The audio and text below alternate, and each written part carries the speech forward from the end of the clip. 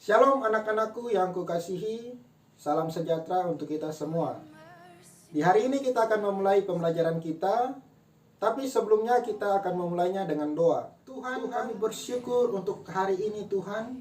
Kami bersyukur untuk penyertaan Tuhan, kami bersyukur untuk lindungan Tuhan. Di hari ini Tuhan kami akan memulai pembelajaran kami, Tuhan pimpin, Tuhan berkati sehingga pembelajaran di hari ini, materi yang disampaikan di hari ini dapat berguna, dapat bermanfaat untuk kehidupan kami ke depannya Tuhan. Dan Tuhan berkati setiap anak-anak didik, Engkau buka hati mereka sehingga mereka dapat menerima pelajaran ini dengan baik. Dan ini boleh menjadi pegangan Tuhan untuk masa depan mereka. Di dalam nama Tuhan Yesus Kristus kami akan memulai pembelajaran kami di hari ini.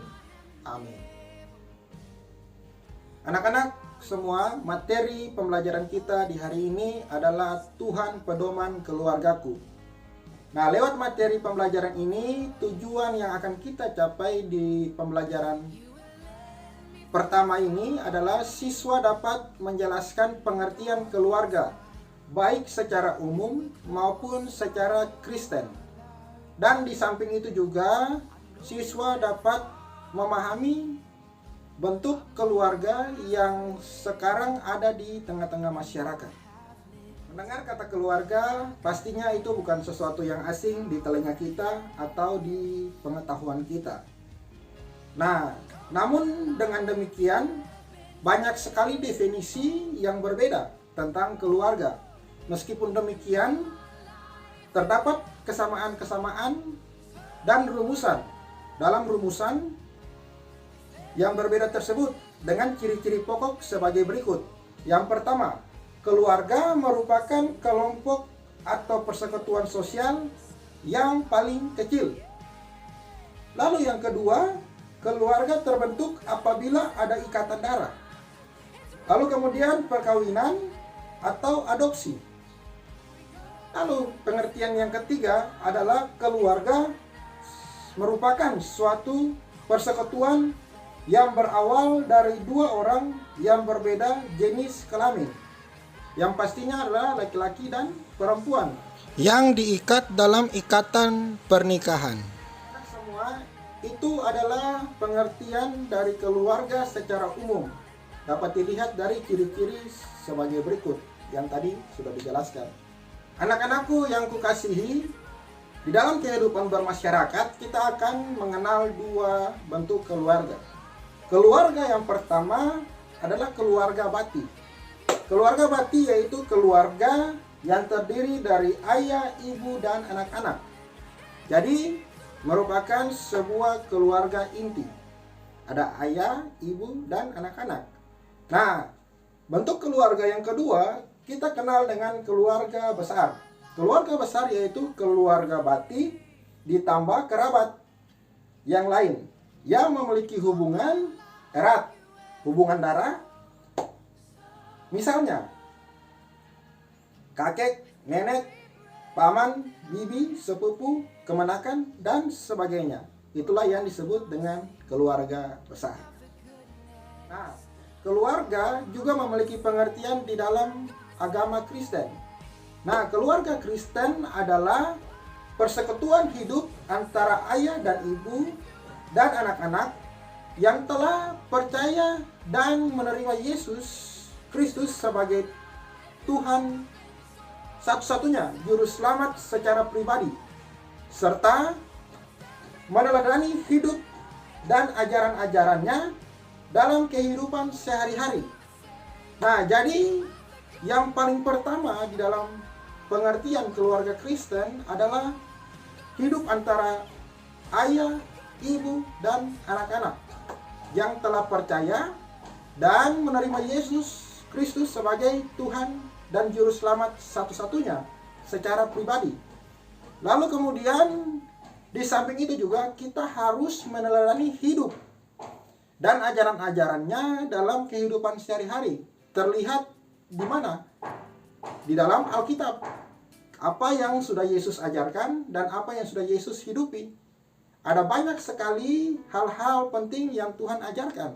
Tetapi yang paling utama di sini adalah ciri-ciri utama atau yang paling pokok dalam kitab suci adalah kasih. 10 hukum Taurat, perintah Tuhan. Dan ada banyak ajaran-ajaran yang Tuhan kasih lewat teladan hidup oleh tokoh-tokoh Alkitab, oleh Tuhan Yesus sendiri. Nah, itulah yang harus kita hidupi di dalam kehidupan keluarga kita masing-masing. Itulah yang disebut dengan keluarga Kristen.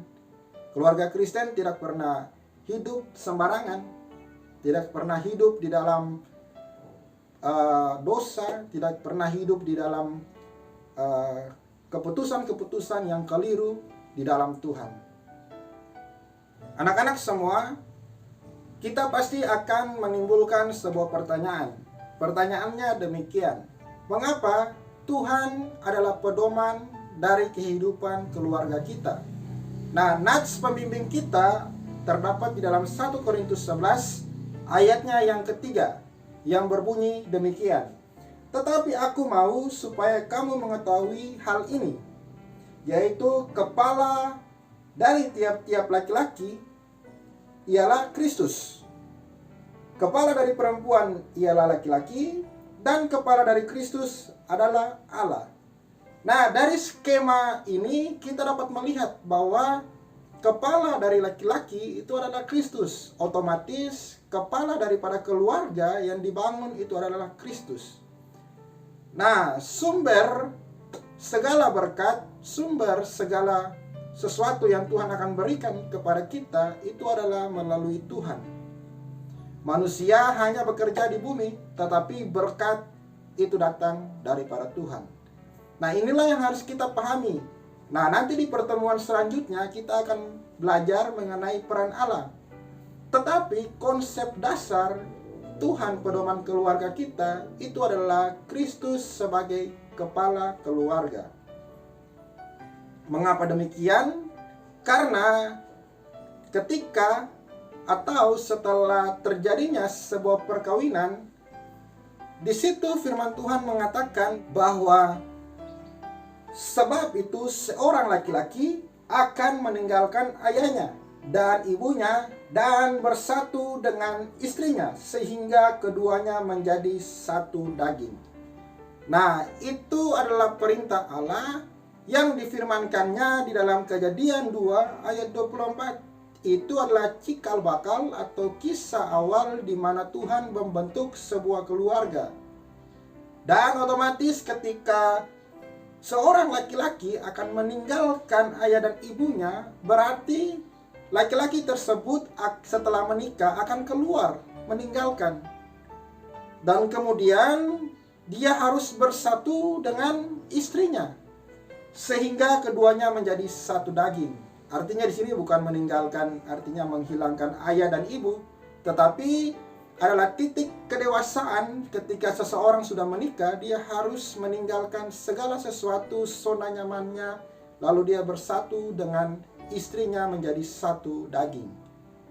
Dan setelah mereka hidup sebagai sebuah keluarga, maka disitulah Tuhan menjadi kepala keluarga mereka.